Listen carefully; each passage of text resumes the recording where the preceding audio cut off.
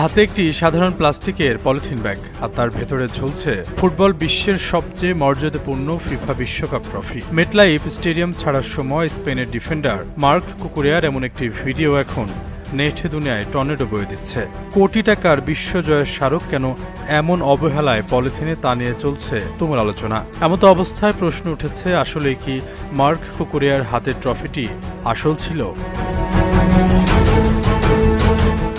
খাঁটি সোনার ট্রফিটি পরম যত্নে বুকে জড়িয়ে রাখার বদলে সাধারণ পলিথিনে ঝুলিয়ে নিয়ে যাচ্ছেন কুকুরেয়া। এই ভিডিওটি ছড়িয়ে পড়তেই শুরু হয় হাসির রোল। আর্জেন্টিনাকে হারিয়ে স্পেনের বিশ্বজয়ের রেশ না কাটতেই এই পলিথিন কাণ্ড এখন talk of the football world.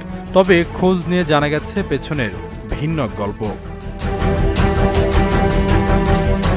কুকুরের হাতের ওই বস্তুটি আসলে ফিফার মূল ট্রফি ছিল না, সেটি ছিল লেগো ব্লকের তৈরি করা বিশ্বকাপ ট্রফির এক খেলনা রেপ্লিকা। ফিফার নিয়ম অনুযায়ী আসল ট্রফিটি সবসময় কড়া নিরাপত্তায় লুই ভিটনের বিশেষ কাস্টম বাক্সে বহন করা হয়।